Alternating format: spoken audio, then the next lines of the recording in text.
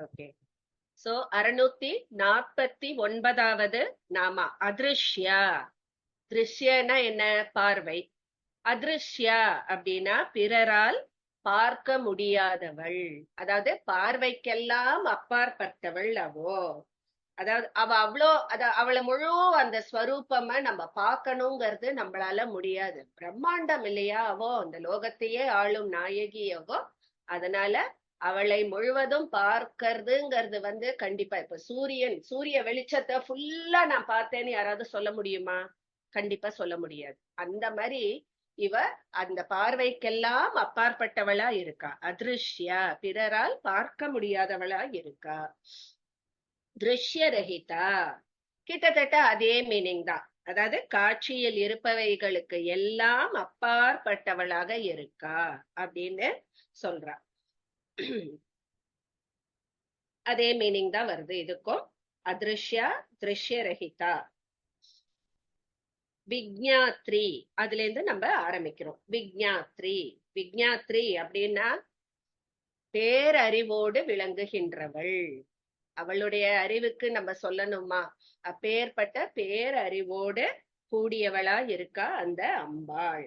அவ அந்த பேரறிவோட பிரகாசம் பேர்பட்ட பிரகாசமா இருக்கு.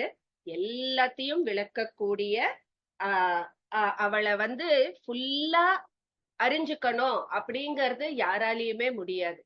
அவளை ஃபுல்லா எஸ் இப்படிதான், இதுதான் அந்த மூல பிரகிருதி இது அப்படின்னு சொல்லிட்டு ஃபுல்லா அறிந்து கொள்ள முடியாத அளவுக்கு அப்பேற்பட்ட பேரறிவோடு விளங்கக்கூடியவள். அதனாலேயே அவளை விக்ஞாத்ரி அப்படின்னு சொல்றது. வேத்யவர்ஜிதா, அம்பிகையோட பேரறிவுக்கு எட்டாத ஒரு திங் எதுவுமே இல்ல அப்படின்னு சொல்ற. அதாவது அவளே பேரறிவு படைத்தவள், அதுக்கு மிஞ்சினது அவ அறிவுக்கு எட்டாத ஒரு திங்குங்கிறது லோகத்துல இல்லவே இல்லை. அதுதான் வேத்ய வர்ஜிதா. அனைத்தையும் அறிந்தவளாக அந்த அம்பிகை இருக்கா. ஞான களஞ்சியம் இல்லையாவோ. அதனால இந்த அகண்டாகாரத்துல அத்தனையும் அவளுக்கு தெரிந்தே இருக்கிறது. பேரறிவு கொண்டவள்.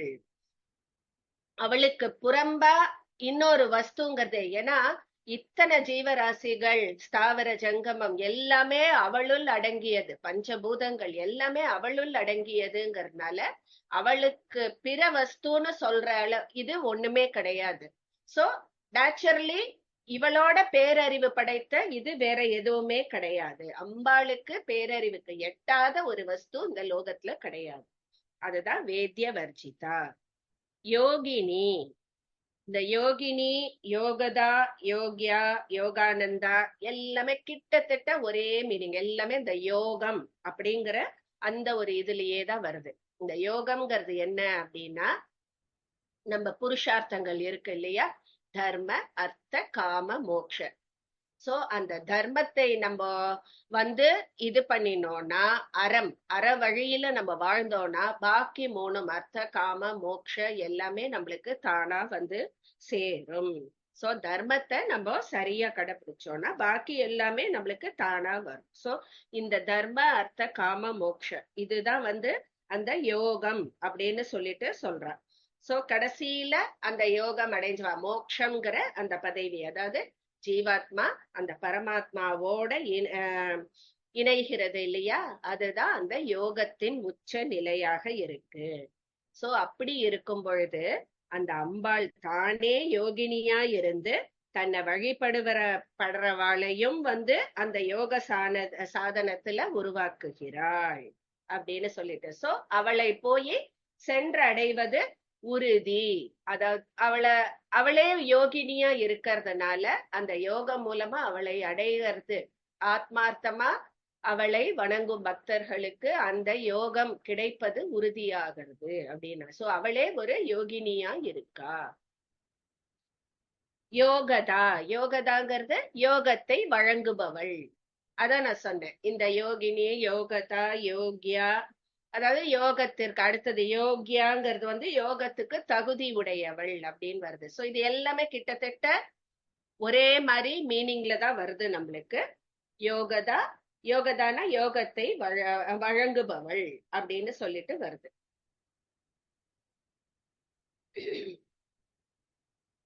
சோ எப்படி இது சொல்றா அப்படின்னா, அதாவது இந்த யோகம் எப்படி நம்மளுக்கு கிடைக்கிறதுன்னா, இப்போ வந்து நம்ம பணம் சேர்க்கிறோம், செல்வம் சேர்க்கிறோம். நம்ம எடுத்த உடனே தடதடான்னு பெரிய மல்டி மில்லியனரா ஆமாட்டோம் இல்லையா? சிறுக சிறுக சிறுகன்னு சேர்த்து அப்புறம் நம்ம செல்வந்தரா ஆறோம் இல்லையா? அதே மாதிரிதான் இந்த யோக சாதனங்களும் கொஞ்சம் கொஞ்சம் கொஞ்சமா நம்ம பழகி கடைசியில அந்த யோக சித்தி நம்மளுக்கு கை கூடுகிறது.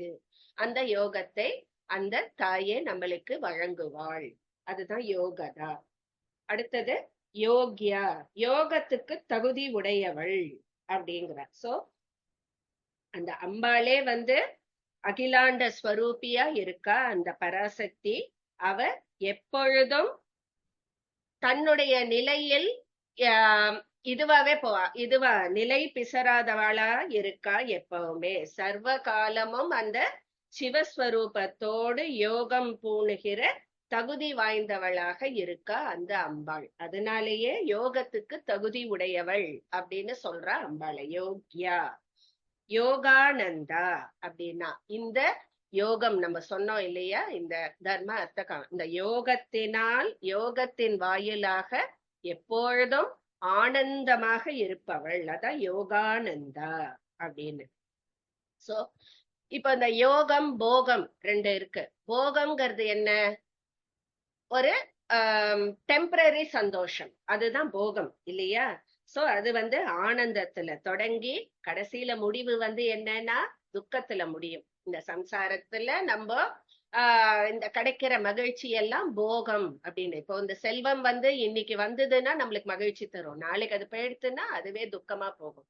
பட் யோகம்ங்கிறது அந்த மாதிரி இல்ல, பெர்மனண்டா இருக்கிறது. அதுதான் யோகம் போகம் ரெண்டு இது டிஃபரன்ஸ். சோ இந்த யோகத்தின் வாயிலாக எப்போதும் ஆனந்த நிலை பெற்றிருக்கிறாள் அந்த தாய் அப்படின்றார். அதாவது நம்மளோட இது சொல்றோம், ஜாகிரத் ஸ்வப்ன சுஷுப்தி மூணு நிலை அவஸ்தைகள்னு சொல்லுவா இல்லையா? ஜாகிரத்ங்கிறது நம்ம முழிச்சுன்னு இருக்கும் பொழுது, ஸ்வப்னங்கிறது நம்ம தூங்கும் பொழுது வரக்கூடிய அந்த ட்ரீம்ஸ். சுஷுப்தி, சுஷுப்திங்கிறது வந்து டீப் ஸ்லீப். அப்ப வந்து இந்த கனவு அது இதெல்லாம் இருக்கு. அப்ப வந்து நான்கிற அந்த ஒரு உணர்வே இல்லாம நம்ம அந்த பரமாத்மாவோட ஐக்கியமாற அந்த ஒரு நிலைதான் வந்து சுஷுப்தி. அது நம்மளுக்கு தெரியவே தெரியாது. திருப்பியும் நம்ம எழுந்துட்டோம்னா தூங்கி எழுந்த அப்புறம் திருப்பியும் ஜாகிரத அவஸ்தைக்கு வந்துடுறோம். சோ அந்த ஒரு நிலையில அந்த பேரானந்தத்துல இருப்போம் நம்ம. அந்த யோகம் அப்படிங்கிற அந்த ஸ்டேட்டஸ் வந்து அந்த சுஷுப்தி அவஸ்தையில நம்மளுக்கு கிடைக்கிறது. அந்த யோகத்தின் வாயிலாக எப்போதும் ஆனந்தமாக இருப்பவள் லலிதாம்பிகை அப்படின்னு சொல்லிட்டு சொல்றோம். அடுத்தது யுகந்தரா. யுகந்தரா அப்படிங்கிறது என்னன்னா, இப்ப இந்த இதெல்லாம் இருக்கு, குதிரை வண்டி மாட்டு வண்டி எல்லாம் இருக்கு இல்லையா? சோ அதுக்கு வந்து அந்த நுகத்தடி அப்படின்னு சொல்லுவா. அதாவது முன்னாடி ஒரு கட்டை மாதிரி இருக்கும், அது வந்து ஸ்டாண்டு மாதிரி அப்படியே நிக்க வைப்பா, அந்த வண்டி வந்து சாயாம இருக்கிறதுக்கு நுகத்தடி அப்படின்னு இது பண்ணுவா இல்லையா? சோ அந்த நுகத்தடியை தாங்கி இருப்பவள் அப்படின்னு சொல்லிட்டு அம்பாளை சொல்றா. அதுதான் நுகத்தடியை தரிப்பவள், அதுதான் யுகந்தரா அப்படின்னு சொல்லிட்டு சொல்றா. இந்த சகல ஜகத்தையும் அவதான் நிர்வாகம் செய்யறா.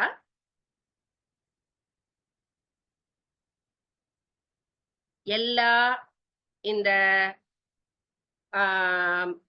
அஸ்வ அப்புறம் வந்து ரிஷபங்கள், அதாவது என்ன மாடு குதிரை எல்லாத்தையும் தாங்கி அந்த அந்த மாடு குதிரை வந்து எப்படி இந்த நுகத்தடியை தாங்கிண்டு அந்த கார்ட்டை பாத்துக்கிறதோ, ஒரு வண்டிய பாத்துக்கிறதோ, அந்த மாதிரி அம்பாள் வந்து அந்த நுகத்தடியை தாங்கி இந்த சர்வ லோகத்தையும் ரட்சிச்சு பரிபாலனம் பண்றா. சோ நுகத்தடியை தரிப்பவள் அப்படின்னு சொல்லிட்டு அதுதான் யுகந்தரா. அடுத்த நாம வந்து ரொம்ப இம்பார்ட்டன்ட் நாம இச்சாசக்தி, ஞான சக்தி, கிரியாசக்தி ஸ்வரூபிணி. அது ஃபுல்லா ஒரே நாம, இச்சா சக்தி, ஞான சக்தி, கிரியாசக்தி. சோ இச்சை, ஞானம், கிரியை 3 சக்திகளின் ஸ்வரூபமாக இருப்பவள். அது என்ன? இச்சா, ஞான, கிரியா சக்திங்கிறது மூன்றும் 3 குணங்களை குறிக்கிறது. ரஜோகுணம், தமோகுணம், சத்வகுணம். இந்த 3 குணங்களையும் குறிக்கிறது. சோ இதுல இச்சா சக்திங்கிறது சிரசுல தலையில இருக்கு. ஞான சக்திங்கிறது உடம்பு ஃபுல்லா. அப்புறம் பாதம் கிரியாசக்தி. சோ இந்த மூணும் அம்பாளுடைய சரீரத்துடைய 3 பாகங்களா இருக்கு. அதுதான் இச்சா சக்தி, ஞான சக்தி, கிரியாசக்தி ஸ்வரூபிணி அப்படின்னு சொல்ற. அதுக்கு இன்னொரு அர்த்தமும் சொல்றா. அதாவது என்னன்னா, நம்ம ஏற்கனவே பார்த்திருக்கோம், இந்த பராசக்தி மும்மூர்த்திகளுக்கும் தன்னுடைய ஒரு ரூபமான சக்தியை அவளுக்கு பார்ட்னரா கொடுத்திருக்கா. அதை வச்சுட்டு அவ லோகத்துல போய் அவ தொழில புரியறா. சோ இப்ப பிரம்மாக்கு தேவியை அனுப்பியிருக்கா. அவளுடைய ஒரு ஸ்வரூபம் தான் அந்த தேவியும், சரஸ்வதி தேவியும். அது மாதிரி விஷ்ணுவுக்கு லக்ஷ்மிய, ருத்ரனுக்கு கௌரிய அனுப்பி அவ லோகத்துல பிரம்மலோகம், வைகுண்டம், கைலாசம் இந்த 3 லோகத்திலயும் அவ தொழில் சிருஷ்டி, ஸ்திதி, சம்ஹாரம் அதெல்லாம் பண்ற மாதிரி அனுப்புறா இல்லையா? சோ இந்த 3 சக்திகள் இருக்கா இல்லையா, அந்த மும்மூர்த்திகளோட சக்திகள், அவளை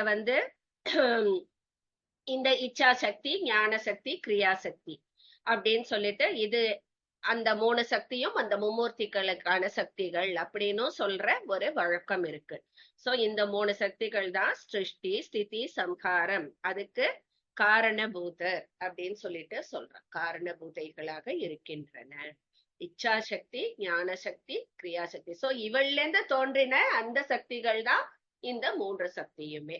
மூன்றும் மும்மூர்த்திகளோட சேர்ந்து அவா லோகத்துல அந்த தொழில்களை செய்கின்றன. ஓகேவா? இச்சா சக்தி, ஞான சக்தி, கிரியா சக்தி ஸ்வரூபிணி. அடுத்தது சர்வாதாரா, சர்வ ஆதாரா அப்படின்ற அர்த்தம். எல்லாத்துக்கும் ஆதாரமாக இருப்பவள், சகலத்துக்கும் ஆதாரமாக இருப்பவள். ஆதாரம்னா என்ன? மூலம். மூலமாக இருப்பது அம்பாள் தான் அப்படின்னு. சோ இந்த அம்பாள்ங்கிற அந்த மூல பிரகிருத்தியிலேருந்து தான் இந்த பஞ்சபூதங்களும் வெளியில வந்திருக்கு இல்லையா? சோ நம்ம பார்த்திருக்கோம் இது ஏற்கனவே. மூல பிரகிருதிங்கிறது ஒரு களிமண் மாதிரி. அதுல இருந்து நம்மளுக்கு பலவிதமான மண்பாண்டங்கள், பானை, இது அதுன்னு நம்மளுக்கு நிறைய கிடைக்கிறது இல்லையா? சோ அந்த முதல்ல இருக்கிற அந்த பேஸ் களிமண்ணுங்கிறது தான் மூல பிரகிருதி. அதுல இருந்து நம்மளுக்கு பஞ்சபூதங்கள், ஜீவராசிகள் எல்லாமே தோன்றுகின்றன. சோ அந்த மூல பிரகிருதியா இருக்கா, ஆதாரமா இருக்கா அம்பாள் தான். அதுதான் சர்வ ஆதாரா, சர்வத்துக்கும் ஆதாரமாக இருப்பவள். அவளே பிரஜான ஸ்வரூபிணியா இருக்கா அந்த அம்பாள். அண்ட சராச்சரங்கள் அனைத்துக்கும் ஆதாரமாக விளங்குகிறாள். அடுத்தது சுப்ரதிஷ்டா அப்படின்னா கிட்டத்தட்ட அதே மாதிரிதான். அதாவது ஒரு அஸ்திவாரமா இருக்கா இந்த லோகத்துக்கு. ஓகேவா? சோ போன இதுல ஆதாரம், அதாவது அந்த மூலப்பொருளா இருக்கா அப்படின்னு சொன்னா, இதுல என்ன சொல்றா? அஸ்திவாரமா இருக்கா. சோ இப்போ ஒரு பிரம்மாண்டமா நம்ம வீடு கட்டுறோம். என்னதான் அழகா கட்டி எல்லாரும் இது பண்ணாலும் கீழே இருக்கிற அந்த அஸ்திவாரம் ஸ்ட்ராங்கா இருக்கணும் இல்லையா? இருந்தாதான் மேல இருக்கிற கட்டடம் நம்மளுக்கு அதோட டியூரபிலிட்டி, இது எல்லாமே என்ன அழகா இருந்தாலும் அஸ்திவாரம் நன்னா இருக்கணும். அடிமட்டத்துல இருக்கிற அந்த அஸ்திவாரம் தான் அந்த புல் கட்டடத்தோட உறுதிப்பாடு இது பண்றது, நிர்ணயிக்கிறது இல்லையா? அது மாதிரி இந்த பிரபஞ்சம் அப்படிங்கிற பெரிய வீடு, அதுக்கு அஸ்திவாரமா இருக்கிறது இந்த அன்னை பராசக்தி தான். சோ அவள் அப்பேற்பட்ட பேராற்றல் பெற்றவள். சோ இந்த அண்டங்கள் எல்லாத்தையும் அவளுடைய இது இல்லாம இந்த ஒரு அணுவும் அசையாது, அவளின்றி ஒரு அணுவும் அசையாது அப்படின்னு சொல்ற. சோ அவ அப்பேற்பட்ட ஸ்ட்ராங் அஸ்திவாரமா இருக்காளாம். அதுதான். சோ போன இதுல அவதான் பேஸ் பொருளே இந்த லோகத்துக்கு அப்படிங்கிற. இப்ப இதுல அவதான் அஸ்திவாரமே, சுப்ரதிஷ்டா அப்படிங்கிற. அடுத்தது சதசத் ரூபதாரிணி. சதசத்துங்கிறது என்னன்னா சத் அசத் ரெண்டு. சோ சத் அசத் அப்படிங்கிற ரெண்டு ரூபங்களையும் தரித்தவள் அப்படின்னு. இது நம்ம நிறைய பார்த்திருக்கோம். சத்துங்கிறது என்ன? பிரம்மம். ஆஹ் பிரம்மம். அசத்துங்கிறது சக்தி, அதாவது இந்த மாயா ஸ்வரூபம். ஒண்ணு நிர்குணம், ஒண்ணு ஸ்வகுணம். அத ஏற்கனவே இத சொல்லியிருக்கேன். சோ பிரம்மம் வேற, பராசக்தி வேற இல்லையா? சோ அந்த பிரம்மம்லேருந்தான் இந்த மாயைங்கிற இந்த ஜகத்து தோன்றிட்டு. சோ அவ அந்த சத் ரூபமாவும் இருக்கா, அசத் ரூபமாவும் இருக்கா, மாயா ஸ்வரூபமாவும் இருக்கா, அந்த பரபிரம்ம ஸ்வரூபமாவும் இருக்கா. அததான் இங்க சொல்றா. சதசத் ரூபதாரிணி, சத் அசத் ரூபதாரிணி அப்படின்னு. அதாவது அவளுக்குன்னு இந்த தேச கால வர்த்தமானம் எதுவத்தாலையும் பாதிக்கப்படாம நிரந்தரமா இருக்கா, நிலைத்து இருக்கிறாள் அம்பாள். அசத்தாக அசத்தாக இந்த மாய பிரபஞ்சமாவும் அவதான் இருக்கா, பிரம்மஸ்வரூபமாவும் அவதான் இருக்கா அப்படிங்கறதா சதசத் ரூபதாரிணி, சத் அசத். அடுத்தது அஷ்டமூர்த்திகி, அதாவது 8 விதமான மூர்த்திகளை உடையவள். மூர்த்தினா என்ன? இது வடிவங்கள். சோ 8 விதமான வடிவங்களோடு இருப்பவள். அது என்ன 8 வடிவங்கள் அப்படின்னா? பஞ்சபூதங்கள், அதுக்கப்புறம் மனம், புத்தி, அகங்காரம். 8 ஆச்சா? சோ இந்த 8 வடிவங்களிலும் அம்பிகை இருக்கிறாள். அதுதான் 8 விதமான வடிவங்களோடு இருப்பவள் தான் அஷ்டமூர்த்தி அப்படின்னு சொல்றேன். சோ இது நம்ம பாக்குறது எல்லாமே இந்த 8க்குள்ள அடங்கிடும். ஓகேவா? அஷ்டமூர்த்தி, அதுதான் அர்த்தம். அதுக்கு இன்னொரு இது நம்மளுக்கு அஷ்ட மாத்ருகா தேவி, அப்புறம் அஷ்ட வாக்தேவி. அதாவது நம்ம இதுல படிச்சிருப்போம் கட்கமாலா ஸ்தோத்திரத்துல, பிராமி மாஹேஸ்வரி கௌமாரி. அதெல்லாமும் நம்மளுக்கு அந்த மாதிரியும் நம்ம இந்த நாமாவை எடுத்துக்கலாம். அஷ்டமூர்த்திங்கும் போது அந்த அஷ்ட மாத்ருகா தேவிய சொல்ற மாதிரியும் அஷ்ட வாக்தேவிகளை சொல்ற மாதிரியும் கூட நம்ம இதை இன்டர்பிரேட் பண்ணிக்கலாம். பட் மெயினான இது இங்க சொல்றது பஞ்சபூதங்கள், மனம், புத்தி, அகங்காரம். இந்த 8 தான் 8 வடிவமாகவும் இருப்பவள் அஷ்டமூர்த்திகி. அஜாஜைத்ரிகி அடுத்தது அப்படின்னா அவித்யை ஜெயித்தவள் அப்படின்னு அர்த்தம். அஜா, அஜா அப்படிங்கிறது என்னன்னா பிறப்பு இல்லாதது அப்படின்னு அர்த்தம். அதுதான் அஜய் அப்படின்னு சொல்லுவா. அதாவது அஜ்ஞானத்தை சொல்றது. சோ அம்பாள் இந்த அஜ்ஞானத்தை எல்லாம் வென்றிருக்கிறாள். அதனால அஜா ஜெயித்ரி அப்படின்னு சொல்ற. சோ எங்க இப்ப ஒரு இருட்டு இருக்குன்னு நினைச்சுக்கோங்க. சூரியன் இருக்கிற இடத்துல இருட்டு. எங்கேயாவது இங்க இருட்டா நம்ம பார்க்க முடியுமா? சூரியன் இருக்கிற இடத்துல இருளை நம்ம பார்க்க முடியாது. சோ இருளை சூரியன் எப்பொழுதுமே வெல்கிறான் அப்படின்னு அர்த்தம் இல்லையா?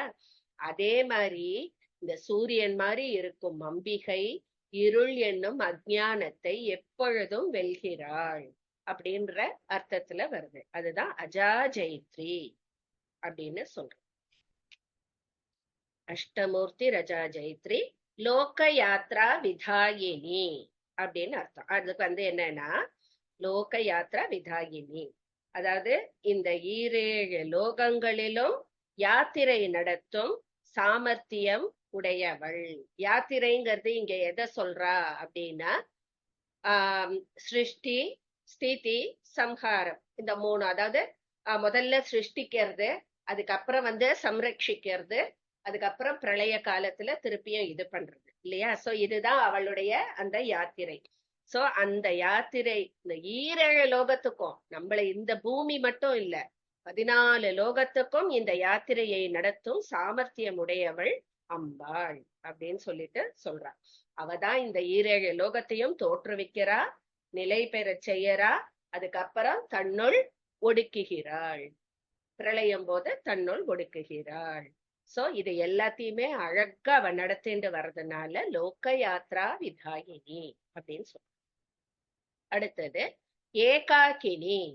ஏக்கனாலே நம்ம எல்லாருக்கும் மீனிங் தெரியும், ஒண்ணு அப்படின்னு அர்த்தம். சோ ஒருவளாக இருப்பவள். இந்த லோகத்திலேயே அவ ஒரே ஒருத்தை தான் இருக்கா. எல்லாருமே நம்ம இந்த இத்தனை பேரு, இந்த ஜனங்கள் ஆகட்டும், ஜீவராசிகள், பஞ்சபூதங்கள், இந்திரியங்கள் எல்லாமே அவளுள் அடக்கம் தான் இல்லையா? சோ ஒருவளாக இருப்பவள் அவ ஒண்டிதான், அவளை தவிர வேற வஸ்துவே கிடையாது அப்படிங்கிற. அதனால்தான் ஏகாக்கினி. ரெண்டாவதா ஒரு வஸ்து ஒன்றுமே இல்லாம தனியா அவ மட்டும்தான் இருக்கா அப்படின்னு அர்த்தம். எல்லா அண்டங்கள், ஜீவர்கள் எல்லாமே இந்த மூல பிரகிருதி ஆகிய இந்த அம்பிகையிடமிருந்தே தோன்றின. அவளோட அவளுக்குள்ளதான் இருக்கு அத்தனையுமே. அப்படி இருக்கும்பொழுது ஒரே ஒரு வஸ்து தான் இந்த லோகத்துல இருக்குன்னு அர்த்தம். அதான் ஏகாக்கினி. பூம ரூபா அப்படின்னா பரபிரம்மஸ்வரூபமாக இருப்பவள். பூமா அப்படின்னா பிரம்மம் அப்படின்னு அர்த்தம். சோ பிரம்மஸ்வரூபமாக இருப்ப. திருப்பி திருப்பி அதே தான் சொல்வேன். பிரம்மம் மாயா ரெண்டுமே அவதான். பிரம்மத்துல இருக்கும்போது நிர்குணஸ்வரூபமா இருக்கா, மாயா இதுல இருக்கும் பொழுது சகுணஸ்வரூபத்துல இருக்கா. அப்பதான் அந்த ரஜோ தமோ சத்துவகுணம் எல்லாமே தோன்றது. சோ இங்க பிரம்மஸ்வரூபமா இருக்காதான் பூம ரூபா அப்படிங்கிற. அடுத்தது நிர்த்வைதா. நம்மளுக்கே இது மீனிங் தெரியும். துவைத்தம் அப்படின்னா என்ன? இரண்டு அப்படின்னு அர்த்தம். நிர்த்வைத்தானா இரண்டு இல்லை. கரெக்டா? ஆல்ரெடி நம்ம பார்த்துட்டோம். அவ ஏகாக்கினி அப்படிங்கறதும் நிர்த்வைத்தாங்கிறதும் கிட்டத்தட்ட ஒன்னேதான் இல்லையா?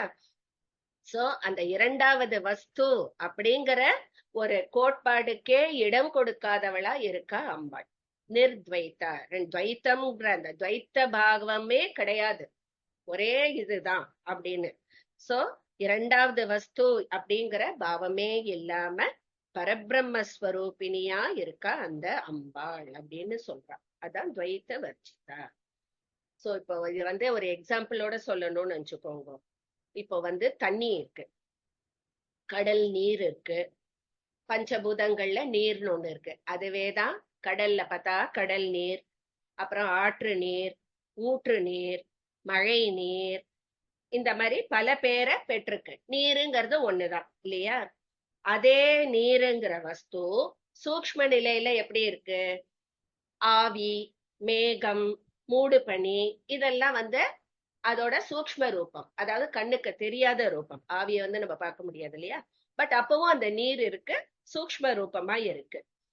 அதே ஒரு சாலிட் ஃபார்ம்ல பார்க்கும் பொழுது ஆலங்கட்டி, பனி, உரை பனி, அந்த மாதிரி இருக்கு இல்லையா?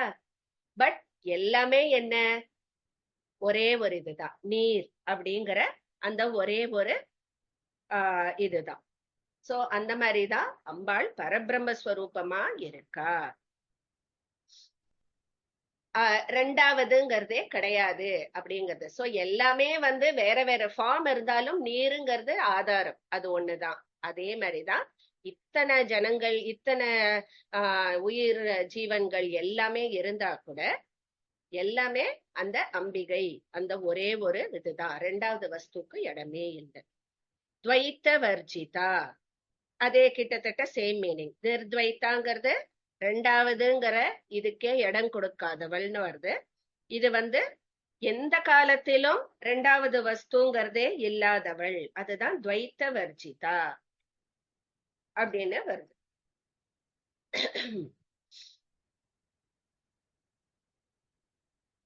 சோ கிட்டத்தட்ட சேம் மீனிங்ல தான் வருது இதுவும். நிர்த்வைதா, துவைத்த வர்ஜிதா. அடுத்தது அன்னதா. அன்னதாங்கிறது அழகான மீனிங். அன்னம், அன்னபூர்ணியா இருக்கா. இந்த லோகத்துல அத்தனை ஜனங்களுக்கும் அன்னத்தை கொடுப்பவள். அன்னம்னா வெறும் சாப்பாடு அப்படின்னு அர்த்தம் இல்ல. ஒவ்வொரு ஜீவராசிக்கும் அது வாழறதுக்கு ஏத்த மாதிரி. இப்ப நம்மளுக்கு புத்திய கொடுக்கறா, அதனால நம்மளே பயிரிடுறோம், அதை அப்புறம் ஹார்வெஸ்ட் பண்றோம், சாப்பிடுறோம். இப்ப விலங்குகளுக்கெல்லாம் பார்த்தோம்னு நினைச்சுக்கோ, கிடைக்கிறத சாப்பிடுறோம். எல்லாத்துக்குமே அன்னத்தை கொடுக்கிறவள், அன்னத்தை ஊட்டுபவள். அதுதான் சகல ஜனங்களுக்கும் அன்னத்தை கொடுக்கிற. சரி, அதுக்குதான் இல்ல. இப்போ ஒரு செடி கொடி எடுத்தோம்னா ஒரு மழை பெய்யறது, அதுலதான் அதுக்கு வளருது. சோ அதுக்கும் அன்னத்தை கொடுக்கிறா. அந்த மாதிரி அவ படைச்ச அத்தனைக்கும் அன்னத்தை வழங்குபவளா இருக்கா. அதுதான் அன்னதா. அடுத்தது வசுதா. வசுதா அப்படின்னா முதல்ல இப்ப நம்ம அன்னத்தை கொடுப்பவள்னு பார்த்தோம். இங்க வந்து சகல ஜனங்களுக்கும் தனத்தை கொடுப்பவள். வசுதா அப்படின்னா தனம், செல்வத்தை அள்ளி அள்ளி கொடுப்பவள் அப்படின்னு சொல்லிட்டு சொல்றான். அதாவது இங்க செல்வம் அப்படிங்கிறது அவ பாருங்க எவ்வளவு ஒரு பரந்த மனசு படைச்சவோ. அதாவது நம்ம இந்த அஜ்ஞானத்துல இந்த சம்சார பந்தத்துல இருக்கிறவாளுக்கு அந்த நிலையற்ற மகிழ்ச்சி, பட் அதுவும் வந்து ஒரு மகிழ்ச்சி. இந்த லெவல் இப்போ ஒரு தாய் இருக்கான்னு நினைச்சுக்கோங்களேன். ஒரு நன்னா படிக்கிற ஒரு குழந்தை அவளோட மகன் இருந்தாலும் சரி, ஒண்ணு ரொம்ப சுமாரா இருக்கிற அந்த குழந்தையா இருந்தாலும் சரி, ரெண்டுத்துக்குமே வந்து அதுக்கு லெவலுக்கு ஏத்த மாதிரி தன்னுடைய அன்பை முழுவதுமாக காட்டுபவள் தான் தாய், இல்லையா? சோ அம்பாள் வந்து ஞானிகளுக்கு என்ன கொடுக்கிறா? மோக்ஷம், அந்த மாதிரி அந்த பரஞானத்தை கொடுக்கிறா. வேற இந்த சம்சாரத்துல இருக்கக்கூடிய இந்த கடலில் இருக்கக்கூடிய அந்த ஜனங்களுக்கு இந்த போகம் என்கிற மகிழ்ச்சியை தரா. அதுதான் நம்ம இப்ப இது பண்றது. அந்த தனத்தையும் கொடுக்கிறா. அந்த யோகிகளுக்கும் முனிவர்களுக்கும் ஞானம், பரஞானம்ங்கிற அந்த தனத்தை கொடுக்கிறா. மொத்தத்துல எல்லா ஜனங்களுக்கும் தனத்தை கொடுப்பவளா இருக்கா. அதுதான் வசுதா. அடுத்தது விருத்தா. விருத்தா அப்படின்னா வயசுல ரொம்ப மூத்தவோ, பாட்டியவோ அப்படின்னு. எதுக்காக அப்படி சொல்றா அப்படின்னா அவதான் ஆதாரம், அவதான் ஆதி, இல்லையா? எல்லாம் இந்த சகல பிரபஞ்சத்துக்கும் முன்னாடி பிறந்தவ அவதானே. அப்ப அவதானே மூத்தவோ. அதுதான் இங்க சொல்ற, வயதில் மூத்தவளாக இருப்பவள். எல்லாம் இந்த பிரபஞ்சம் தோன்றத்துக்கு முந்தியவளாய் காரணபூதையாய் இருப்பதால் அவள் விருத்தா அப்படின்னு சொல்றா அப்படின்னு சொல்றா. இந்த ஜெகத் ரூபமாவே இருக்கிறவோ அவதான். அவளே ஜெகத் ஸ்வரூபிணியா இருந்து இந்த ஜெகத்தை சிருஷ்டித்து அதை அபிவிருத்தியும் செய்கிறாள் அப்படின்னு சொல்ற. அடுத்தது பிரம்மாத்மைக்கிய ஸ்வரூபிணி. அதாவது பிரம்மா ஆத்ம, அது ரெண்டத்தோட ஐக்கிய ஸ்வரூபிணி. பியூட்டிஃபுல் நாமா இது. அதாவது நம்மளுக்கு தெரியும் ஜீவாத்மா பரமாத்மா ரெண்டு இருக்கு, இல்லையா? சோ அந்த பிரம்மம் ஆத்மா, பரமாத்மா ஜீவாத்மா, அதோடைய ஐக்கியமான ஸ்வரூபத்தை உடையவள். அதுதான் பிரம்மாத்மைக்கிய ஸ்வரூபிணி. சோ பிரம்மம்ங்கிறது பார்த்தோம்னா ஒரு வேலையும் செய்யாது, அது வந்து அப்படியே இருக்கும். அந்த இது ஜீவாத்மா அந்த இயங்காத நிலையில இருக்கிற பிரம்மம் இயங்குற நிலையில அதோட பேர் வந்து பாத்தீங்கன்னா சக்தி அப்படின்னு மாறிடுறது, இல்லையா? அதாவது அந்த மாயா அப்படின்னு வரும்பொழுது அது பேரு சக்தின்னு மாறிடுறது. அதுவே வந்து ஒண்ணுமே பண்ணாம ஒரு இது மாதிரி இருக்கும் பொழுது அது பேரு பிரம்மம்னு இருக்கு. அதனால்தான் பிரம்மத்துக்கு வந்து குணங்களோ இயங்கும் நிலை இல்லை. அதோடைய அந்த மாயா சக்தி தான் வந்து இந்த லோகத்தை படைக்கிறது அப்படின்னு சொல்லிட்டு, இதெல்லாம் வந்து ரொம்ப பியூட்டிஃபுல் அர்த்தம். இதெல்லாம் தெரிஞ்சுக்கிறதுன்னு தெரிஞ்சுட்டோன்னு வச்சுக்கோங்களேன், அவ்வளோ ஒரு பிளிஸ்ஃபுல்லா இருக்கும். இதெல்லாம் நம்மளுக்கு இப்ப அறகுறையாதான் புரியறது. பட் இந்த புரிஞ்சதை வச்சுண்டு நம்ம இன்னும் கூகுள் பண்ணி ஆர் இன்னும் இதை டீப்பா நம்ம படிக்க ஆரம்பிச்சோம்னா எவ்வளவு ஒரு சிம்பிள் ஒரு அந்த சார்ட் பார்த்தீங்கன்னா, ஃப்ளோ சார்ட் பார்த்தீங்கன்னா எவ்வளவு சிம்பிளா இருக்கும் தெரியுமா? அதுக்குள்ள நம்ம எத்தனை நம்ம இந்த என்ன வாழ்க்கை வாழ்ந்துட்டு இருக்கோம், என்ன கவலைகள், என்ன இது போட்டி பொறாமை எதுவுமே தேவையில்லையே.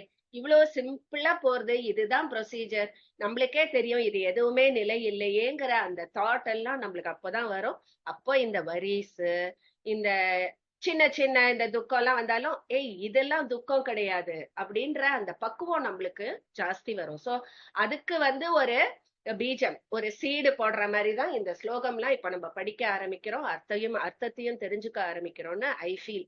இது என்னோட பர்சனல் இது. சோ இங்க வந்து பிரம்மாத்மைக்கிய ஸ்வரூபினா பிரம்மா ஆத்மா ரெண்டுத்தோட ஐக்கிய ஸ்வரூபமா இருக்கா அப்படின்னு. பிரம்மாத்மைக்கிய ஸ்வரூபிணி. அடுத்தது பிருஹதி.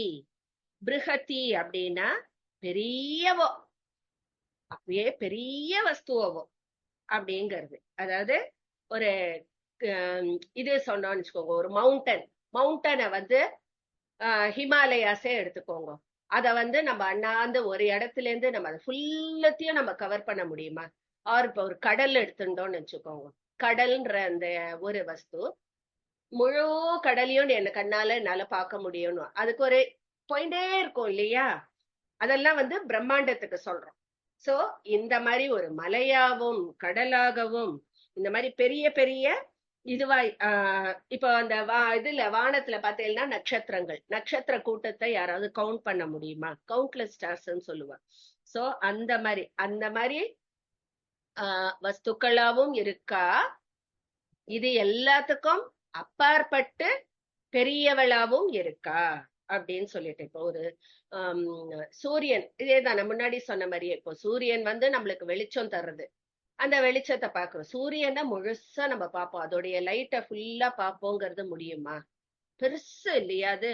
அந்த மாதிரி அந்த பராசக்தி வந்து ஸ்தூல வடிவத்துல இந்த மாதிரி வஸ்துக்களா இருக்கா. ஒரு மலை மாதிரியும் கடல் மாதிரியும் ஒரு சூரியன் மாதிரியும் நட்சத்திரங்கள் மாதிரியும் இதெல்லாம் நம்ம கண்ணால பார்க்க முடியாது. அதுவே வந்து நம்மளுக்கு பிரம்மாண்டமா இருக்கு, அவ்வளவு பெருசா இருக்கு. ஆனா அவளுடைய சூக்ஷ்ம ரூபத்தை பார்த்தேன்னு நினைச்சுக்கோங்க, இந்த வஸ்துக்கள் எல்லாமோட பல மடங்கு பெரியவளா இருக்கா அந்த அம்பிகை. அதுதான் பெரியவள் பிருஹதி அப்படின்னு. அடுத்தது பிராமணி. பிராமணி அப்படிங்க, பிராமணன்கிறது பரமசிவனை குறிக்கிறது. சோ பிராமணி அப்படிங்கிறது பரமசிவனுடைய பத்தினி அப்படிங்கிற மாதிரி வருது. அம்பாள பரமசிவனுடைய பத்தினி, அதுதான் பிராமணி. அப்போ பிராமிங்கிறது என்ன? பிராமணிங்கிறது பரமசிவனுடைய பத்தினி. அடுத்த நாம பார்த்தீங்கன்னா பிராமி. பிராமிங்கிறது வந்து யாருன்னா பிரம்மனுடைய பத்தினி, சரஸ்வதி ரூபமாக விளங்குபவள். டிஃபரன்ஸ் பார்த்தீங்களா? பிராமணி வேற, பிராமி வேற. பிராமிங்கிறது சரஸ்வதி ரூபம், பிராமணிங்கிறது கௌரி ரூபம், அதாவது பரமசிவனுடைய பத்தினி. அந்த மாதிரி வருது. பிராமிங்கிறது வந்து பிரம்மனின் பத்தினியாக இருக்கா அப்படின்னு சொல்லிட்டு சொல்றோம்.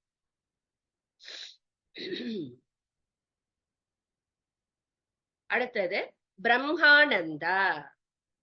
பிரம்மானந்தம் நம்ம சொல்லுவோம் இல்லையா, பரம சந்தோஷம். பிரம்மானந்த ஸ்வரூபிணியா இருக்கா அந்த அம்பாள் அப்படின்னு. சோ அவ வந்து ஒரு நிறை பொருளா இருக்கா அந்த பிரம்மம். அவளுக்கு புறம்பா, அந்த பிரம்மத்துக்கு புறம்பா வேற ஒண்ணு கிடையவே கிடையாது இல்லையா? சோ அவளே ஒரு பிரம்மானந்தம் அப்படின்னு சொல்றா. சோ ஒரு உபனிஷத்துல பார்த்தீங்கன்னா சொல்லுவா ஆனந்தம் பிரம்மம் அப்படின்னு சொல்லுவா. சோ அந்த பிரம்மம்ங்கிறது என்னன்னா அந்த ஆனந்தம், அந்த பிரம்மானந்த ஸ்வரூபமா இருக்கா ஆதிபராசக்தி. அதுதான் பிரம்மானந்தம். பலிப்பிரியா. பலிப்பிரியா அப்படின்னா பலசாலிகளிடத்தில் பிரியம் உள்ளவள். இங்க யாரு பலசாலினா நம்ம பிசிக்கல் ஸ்ட்ரென்த்னு அர்த்தம் இல்ல. இந்த அவித்யை, அஜ்ஞானம் இதை எல்லாத்தையும் ஜெயிச்சு வரா பாருங்கோ அந்த பலசாலி. ஞானத்தை பெருகுகின்றவளுக்கு ஞான பெருக்கம் ஏற்பட்டவளுக்கு பிரியமுள்ளவள். அதாவது ஞானிகள்னா அவளுக்கு பிடிக்கும். எப்பேற்பட்ட பலசாலிகள்? இந்த அவித்யையெல்லாம் வென்று அடுத்த ஸ்டேஜுக்கு போன அந்த பலசாலிகளிடம் பிரியம் உள்ளவள். அதான் பலிப்பிரியா அப்படின்னு அர்த்தம். சோ இப்போ நம்ம கோவில்ல போறோம், வாசல்ல என்ன இருக்கும்? அந்த கொடிமரத்துக்கிட்ட அதுக்கப்புறம் பார்த்தோம்னா பலிபீடம் அப்படின்னு ஒண்ணு இருக்கும் இல்லையா? அது என்னதுக்கு பலிபீடம் எதுக்கு வைக்கிறா அப்படின்னு பார்த்தோம்னா, நம்ம இப்ப போகும்போது நம்மளுடைய இந்த ஒரு சிறுமைகள் இருக்கு இல்லையா, அதாவது இந்த அகங்காரம், மமதை, அதை எல்லாத்தையும் வந்து அங்கேயே விட்டுட்டு நம்ம போறோம். அதுதான் பலிபீடம். பலி கொடுக்கறதுன்னா என்ன? அதை எல்லாத்தையும் அங்கேயே விட்டொழிச்சுட்டு சுத்தமா நம்ம உள்ள போறது. அதுக்காக தான் அந்த பலிபீடம் அப்படின்னு சொல்லிட்டு அங்க வச்சிருக்கேன். சோ அந்த மாதிரி எல்லாத்தையும் விட்டுட்டு உள்ள போறவாளுக்கு பிரியத்தோடு இருப்பவள், அத பலிப்பிரியா அப்படின்னும் நம்ம சொல்லலாம். ஒண்ணு இந்த அஜ்ஞானம் அப்படிங்கறத விட்டு அதை வென்று வந்த ஞானிகளுக்கு பிரியமா இருப்பவள்னு சொல்லலாம். அதே நம்ம சாமானியர்கள் நம்மளுடைய இந்த ராக துவேஷத்தை எல்லாம் விட்டுட்டு, இந்த அகங்கார மமதை எல்லாம் விட்டுட்டு நம்ம போறோம் பாருங்கோ, அவளிடமும் பிரியமாக இருப்பவள் அப்படின்னு சொல்லிட்டு சொல்ற பலிப்பிரியா. அடுத்தது பாஷா ரூபா, எல்லா பாஷைகளின் ரூபமாக இருப்பவள். பாஷா ரூபா, மொழிகளின் வடிவமாக இருப்பவள். ஆனா தேவ மொழின்னு நம்ம சம்ஸ்கிருதத்தை சொன்னாலும் அத்தனையிலையும் அம்பாளுடைய ஸ்தோத்திரம் நம்ம பார்த்தோம்னா நம்ம தமிழ்ல இல்லாத ஸ்தோத்திரமா, இப்ப காமாட்சி விருத்தமே எடுத்துட்டேன்னா அவ்வளோ அழகா சொல்லியிருக்கு. சௌந்தர்ய லஹரியில சொன்ன அதே கருத்து காமாட்சி விருத்தத்திலயும் நம்மளுக்கு இருக்கு. சோ மொழிகள் எந்த மொழியா இருந்தாலும் எல்லா மொழிகளின் வடிவமாக அம்பாள் இருக்கா அந்த ஜனனி. சகல விதமான சப்தங்களும் அந்த ஜனனியேதான் அப்படின்னு சொல்ற. அப்படின்னும் சொல்லலாம். அவளே அந்த பாஷைகளின் ஸ்வரூபமா இருக்கா அப்படின்னும் சொல்லலாம். இன்னொன்னு இந்த மாதிரி எல்லா பாஷைகளிலும் எல்லா விதமான ஸ்தோத்திரங்களாலும் அர்ச்சிக்கப்பட்டவள் அப்படிங்கிற அந்த மீனிங்லயும் சொல்லலாம். பாஷா ரூபா அப்படின்னா எல்லா பாஷைகளிலும் அவளை ஸ்தோத்திரம் பண்றோம் இல்லையா, அந்த மாதிரி மீனிங்லயும் நம்ம எடுத்துக்கலாம். பாஷா ரூபா பிருஹத் சேனா, அம்பாளுடைய சேனை நம்ம ஏற்கனவே பார்த்திருக்கோம். பண்டாசுர வதம் போது அம்பாளுடைய சேனை எப்பேற்பட்ட சேனை, எவ்வளோ சக்திகள் அவள்கிட்ட இருக்கு. நம்மளுக்கு தெரிஞ்ச மந்திரினி, வாராகி, அதை தவிர எத்தனை சக்திகள் அவளை சுத்தி இருக்கா. அவளுடைய சேனை அவ்வளோ பிரம்மாண்ட சேனை. அதை தவிர சதுரங்க பலசேனையை உடையவள். ரத கஜ துரக பதாதி எல்லாமே அவ இவ்வளோ இருக்கு. அஸ்வாரூடா இருக்கா, மந்திரினி இருக்கா, வாராகி இருக்கா, இத்தனை மாத்திருக்கா தேவிகள். இந்த இது கட்கமாலால பார்த்தோம்னா அத்தனை யோகினிகள் எல்லாமே அவளுடைய ஃபார்ம் தான் இல்லையா. அந்த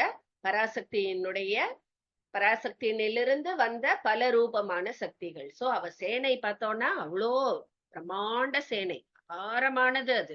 சோ பிருஹத் சேனா அததான் சொல்றா. எல்லா சக்திகளையும் தன்னுள் அடக்கியவள், அவள்லேருந்து தான் அத்தனையும் தோன்றிச்சு. பாவா பாவ விவர்ஜிதா, இது பாவா பாவன் கிடையாது, பாவ அபாவ விவர்ஜிதா அப்படின்ற. அதாவது பாவம் அபாவம் ரெண்டும் இல்லாதவள் அந்த பராசக்தி. அது என்ன பாவம் என்ன அபாவம் என்ன? பாவம்ங்கிறது தோன்றது சிருஷ்டி, அபாவம்ங்கிறது ஒடுங்கிறது அந்த ஒடுக்கம். அது ரெண்டுமே இல்லாதவள். அதாவது அவளுக்கு எப்பொழுதும் தன்மயமா இருக்கா. அவளை சிருஷ்டிக்கவும் முடியாது, அவளை ஒடுக்கவும் முடியாது. எப்பொழுதும் நிலையான ஒரு சக்தியாக இருக்கா. அதான் பாவா பாவ விவர்ஜிதா. பாவம் அபாவம் ரெண்டுமே அவளுக்கு கிடையாது. அவளுக்குன்னு ஒரு தோற்றம் திருப்பிய மறையறது அதெல்லாம் கிடையாது. அதெல்லாம் வெறும் மாயா. இந்த பிரம்மம் பார்த்தோம்னா அந்த மாதிரி எப்ப நிலையான வஸ்து இல்லையா, அதுதான் பாவா பாவ விவர்ஜிதா. அடுத்தது சுகாராத்யா, அதாவது சுகமாக ஆராதிக்க கூடியவள் அப்படின்னு சொல்றா. என்ன மீனிங் அப்படின்னா, அதாவது இந்த அம்பாளை நம்ம உபவாசம் இருக்கணும், விரதம் இருக்கணும், இவ்வளோ பூஜை பண்ணணும், அப்பதான் அவளை ரீச் பண்ண முடியும் அப்படிங்கிறது கிடையாது. இவ்வளோ தயை பொருந்தியவ. நீ வெறும்ன அம்மா அப்படின்னு அவளை கூட்டாலே போறோம், கருணையை பொழிய தொடங்கிடுவா.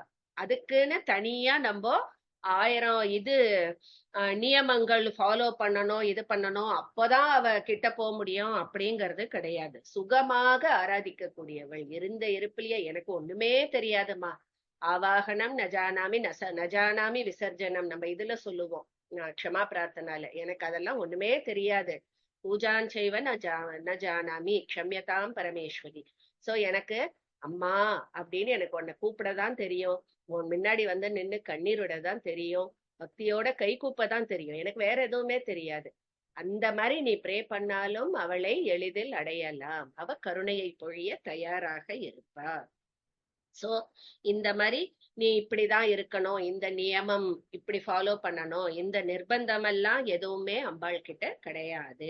எந்த ஆராதனையும் இல்லாமலே அவளை எட்ட முடியும் அப்படிங்கிற தாத்பரியத்தை சொல்றதுதான் சுகாராத்யா, சுகமாக ஆராதிக்க கூடியவள் அப்படின்னு சொல்ற. சுபகரி, சுபகரி அப்படின்னா பக்தர்களுக்கு எப்போதும் நல்லதையே செய்கிறவள். இது நம்ம சொல்லி தெரியவே வேண்டாம். சுகாராத்யா, எப்படி இருந்தாலும் அவளை ஆராதனையை ஏத்துப்பா. அப்படி ஏத்துண்ட ஆராதனைக்கு அவ எப்போதும் சுகத்தையே கொடுப்பாள் எல்லாருக்கும். சுபகரி. ஒரு தாய் வந்து குழந்தை என்னதான் தப்பு பண்ணாலும் அவளுக்கு வந்து அந்த குழந்தைய வந்து கண்டிப்பா தண்டிப்பாளே தவிர அவனை அபேண்டன் பண்ண மாட்டான் இல்லையா? எந்த ஒரு தாயும் நீ வேண்டாம், நீ எனக்கு இதுவே இல்லைன்னு யாரும் சொல்ல மாட்டான். ஐயோ திருந்துடா, நல்ல வழிக்கு வாடா அப்படின்னு தான் நம்ம எந்த தாயுமே சொல்லுவாளே தவிர கம்ப்ளீட்டா நீ இனிமே எனக்கும் உனக்கும் சம்பந்தம் இல்லைன்னு எந்த தாயும் சொல்ல மாட்டா. அந்த மாதிரிதான் எத்தகைய கேடு உடையவளாக இருந்தாலும் தன்னுடைய சேய்க்கு வந்து என்னைக்குமே அவ தீங்கு அப்படின்னு ஒண்ணு செய்யறதே இல்லை. பக்தியோட நம்ம அந்த அம்பாளை வழிபட்டோம்னா அவளுக்கு எந்த தீங்கும் நேராமல் அவள் பார்த்து கொள்வாள். அந்த சேய்க்கு எந்த தீங்கும் நேராமல் பார்த்துப்பா. அவளை அந்த பக்தியோட நம்ம அவளை அணுகும் பொழுது எப்போதும் நல்வழியில் இருந்து பிசராமல் நம்மள பார்த்துப்பா, அருள் புரிவா அப்படிங்கிற. அதுதான் சுபகரி, பக்தர்களுக்கு எப்பொழுதும் சுகத்தை கொடுப்பவளாக இருக்கு. சோபனா சுலபாகதிகி. ஓகே, சோபனமும் சுலபமுமான சுலபமுமான அடையக்கூடிய ஸ்தானமாய் இருப்பவள் அப்படிங்கிற. அது வந்து என்ன அர்த்தம் அப்படின்னா அவளை சுலபமாக அடைய முடியும். சோபனம், சோபனம்ங்கிறது இங்க வந்து மோக்ஷம் அப்படிங்கிறா. சோ அந்த மோக்ஷத்தையும் தரவளா இருக்கா, சுலபமான கதியையும் கொடுப்பவளாக இருக்காள் அப்படின்னு சொல்றா. அதுதான் சோபனா சுலபாகதிகி. அதாவது இந்த மோட்சம்ங்கிறது என்ன, இந்த புருஷார்த்தங்கள்ல லாஸ்டா வருது. தர்ம அர்த்த காம ஒழுங்கா நம்ம இது பண்ணோம்னா மோட்சம் நம்மளுக்கு கொடுப்பா. சோ அந்த மோட்ச ரூபமா இருக்கிறது தான் சோபனம் அப்படின்பா. அண்ட் அவளை வந்து நம்ம இப்ப பார்த்தோம் இல்லையா, சுகாராத்யா, சுகமாக உபாசிக்க தகுந்தவளாக இருக்கா அப்படின்னு. சோ இந்த சோபனா சுலபாகதிகி அப்படிங்கிறதுக்கு ஒரு இது இங்க கொடுத்திருக்கா. அதாவது நம்மளுக்கு லலிதா சகஸ்ரநாமத்துல ஸ்பெஷாலிட்டி முதல்ல நம்ம ஆரம்பிக்கும் போதே சொன்னேன், புனருக்தி அப்படிங்கிறது கிடையாது. அதாவது ஒரு நாமா திருப்பியும் ரிப்பீட் ஆகாது இதுல எதுலயுமே அப்படின்னு. ஆனா இதுல பார்த்தேன்னா லலிதா சகஸ்ரநாமத்துல இந்த சோபனா அப்படிங்கிறது 3 இடத்துல வருதாம். ஒண்ணு வந்து சுமுகி நளினி சுப்ரு சோபனா சுரநாயிகா அங்க வருதா. இன்னொன்னு கடைசியில சுவாசின்யர்ச்சன பிரீதா சோபனா சுத்த மானசா. அப்புறம் இங்க சுகாராத்யா சுபகரி சோபனா. என்னடா இது புனருக்திம்பாளே 3 இடத்துலயும் சோபனா சோபனா சோபனான்னு வருது அப்படின்னா அந்த மீனிங்க அந்த புனருக்தி வரக்கூடாதுங்கிறதுக்காகவே வாக்தேவிகள் என்ன பண்ணிருக்கான்னா அந்த நாமாவோட இன்னும் கொஞ்சம் எக்ஸ்ட்ராவையும் ஆட் பண்ணி அந்த அர்த்தத்தை சொல்றா. ஒவ்வொரு இடத்துல ஒரு மாதிரி அர்த்தத்துல வரும். சோ அப்படி பண்ணும்போது நம்மளுக்கு புனருக்தி இல்லாத மாதிரி நம்மளுக்கு வந்துடுறது. சோ இங்க வந்து சோபனா சுலபாகதிகிங்கிறது அதனால்தான் அதை சேர்த்து சொல்றா. சோபனத்தையும் சுலபமாக அவளை அடையக்கூடியவளாகவும் இருக்கிறாள் அப்படிங்கிறத சேர்த்து சொல்றா இந்த இடத்துல. பிகாஸ் அந்த சோபனாங்கிறது திருப்பி ரிப்பீட் ஆகக்கூடாது அப்படிங்கிறதுக்காக.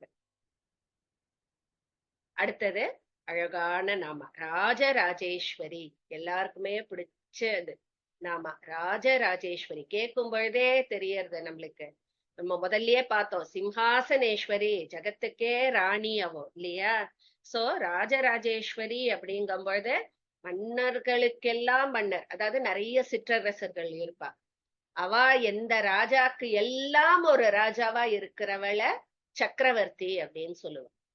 அந்த சக்கரவர்த்திக்கு எல்லாம் ஈஸ்வரியா இருக்கிறவதான் நம்ம ஆதிபராசக்தி. அதுதான் ராஜராஜாக்கள் எல்லாருக்கும் ஈஸ்வரியாக இருப்பவள். இந்த ராஜராஜர்கள்ங்கிறது யார சொல்றா?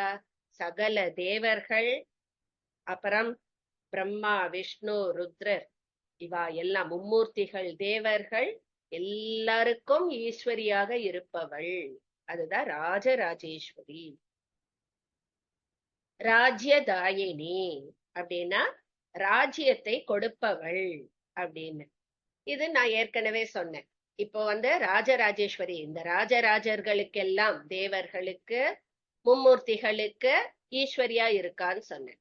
அவளுக்கு ராஜ்யத்தை கொடுத்து பரிபாலனம் செய்ய ஆணையிட்டவள். அதுதான் ராஜ்யதாயினி. இப்போ பிரம்மாக்கு பிரம்மலோகத்தை கொடுத்தா, விஷ்ணுக்கு வைகுண்டத்தை கொடுத்தா, ருத்ரனுக்கு சிவனுக்கு கைலாசத்தை கொடுத்தா, தேவர்கள் இந்திரனுக்கு இந்திரலோகத்தை கொடுத்தா. பண்ணிட்டு போ, எல்லாம் அவா பரிபாலனம் பண்ணுங்க அப்படின்னு சொல்லிட்டு கட்டளையும் இட்டா. சோ அந்த ராஜ்யத்தை கொடுப்பவள் ராஜ்யதாயினி. அடுத்தது ராஜ்ய வல்லபா. ராஜ்ய வல்லபா அப்படின்னா அந்த ராஜ்யங்களை கொடுத்ததோட என் டியூட்டி முடிஞ்சுடுத்து அப்படின்னு சொல்லல அவ. அவ என்ன சொன்னா, என்னுடைய சக்திகளையும் உங்களோட அனுப்புறேன், அவளும் will help you in your work அப்படின்னு சொல்லிட்டு தன்னுடைய சக்தி ரூபங்களையும் அவளோட அமைச்சு அவ லோகத்துல அவளுடைய செயல்களை செய்ய சொல்லிட்டு தானும் அதை மேற்பார்வை பார்த்துட்டு இருக்கா ஆதிபராசக்தி. அதனால இந்த ராஜ்யங்களை அவளுக்கு கொடுத்தா இல்லையா, ராஜ்யதாயினி. ராஜ்ய வல்லபா அப்படிங்கறது அந்த ராஜ்யங்களில் பிரியம் உள்ளவள். அவ நன்னா பண்றாளா, பாக்குறாளா? நம்மளுக்கு ஒரு செடியே வைக்கிறோம்னு நினைச்சுக்கோங்க. செடி அது நன்னா பூக்கிறதா, அதுக்கு இது பண்ணணும், தண்ணி ஊத்தணும், அதை பார்த்துப்போம் இல்லையா? அது நன்னா ஜம்முன்னு பூக்க ஆரம்பிச்ச அப்புறம் என்ன இருக்கும், நம்மளுக்கு ஒரு சந்தோஷம் கிடைக்கும் இல்லையா? அந்த மாதிரி இந்த மும்மூர்த்திகளுக்கும் தேவர்களுக்கும் அவ லோகத்தை ராஜ்யத்தை கொடுத்து அவ அதை பரிபாலனம் பண்ணும் பொழுது அதை பார்த்து சந்தோஷப்படுபவள். அந்த ராஜ்யர்களின் மீதும் அந்த ராஜ்யத்தின் மீதும் பிரியம் உள்ளவள். அதுதான் ராஜ்ய வல்லபா. அடுத்தது ராஜகிருபா. ராஜகிருபா அப்படிங்கிறது அப்பேற்பட்ட கிருபாகரியா இருக்கா. அவளுடைய கிருபை அவ்வளோ ஒரு கிருபையோடு இருப்பவள் அப்படின்னு சொல்றா. அதுதான் ராஜகிருபா. ஒரு தாயோட உள்ளம் அந்த அம்பிகைக்கு இல்லையா?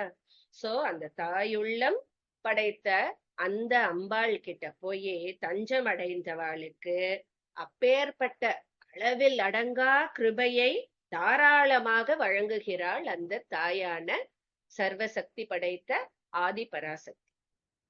சோ நம்ம இந்த ஜீவாத்மாலாம் எப்பேற்பட்ட குற்றம் எல்லாம் பண்ணினாலும் அப்புறம் நம்ம தெய்வத்திடம் அனுகிரகம் வேண்டி அவளிடம் சரணடையும் பொழுது தாராளமா தன்னுடைய கிருபையை ஒரு தாய் சேய்க்கு எப்படி கொடுப்பாளோ அந்த மாதிரி அள்ளி கொடுப்பவள் தான் இவ, கிருபையோடு கூடியவள். அதுதான் ராஜ கிருபா. அடுத்தது ராஜபீட நிவேஷித நிஜாஸ்ரிதா அப்படின்னு. சோ அழகான அர்த்தம் இதுவும். அதாவது தன்னை நம்பி வந்தவாளுக்கு, தன்னை ஆசிரியத்தவாளுக்கு ராஜ பீடங்களில் வீற்றிருக்கும்படி செய்பவள். அதான் கருணா கட்டாட்சி இல்லையா? சோ உன்னை நம்பி நீ அவளை நம்பி அவகிட்ட போயிட்டேன்னா உனக்கு அப்பேற்பட்ட ராஜ பீடத்துல இருக்கேன்னா என்ன, உனக்கு எந்த கவலையும் இல்லாம தன் பக்தர்களுக்கு அந்த பெரிய பதவியை கொடுப்பவளா இருக்கா அப்படின்னு சொல்ற. அதுதான் ராஜபீட நிவேஷித நிஜாஸ்ரிதா. எல்லா ஆசையும் நம்ம ஒதுக்கிட்டு அந்த அம்பாளிடம் போய் சரணடைஞ்சோம்னா நம்மளுக்கு அந்த கைவல்ய முக்தியையே கொடுப்பாள். அதுதான் பேரானந்தம் இல்லையா? அந்த பேரானந்த ராஜபீடத்தை அளிப்பவளாக இருக்கா. அடுத்தது ராஜ்யலக்ஷ்மிஹி அப்படின்னா அந்த ராஜ்யத்தின் லக்ஷ்மி ரூபமாக இருப்பவள். லக்ஷ்மினா என்ன? செல்வம், அழகு எல்லாமே. சோ ராஜ்யலக்ஷ்மி அப்படிங்கும் பொழுது அந்த ராஜாக்களுடைய சம்பத்தாக இருப்பவள். எந்த ராஜா?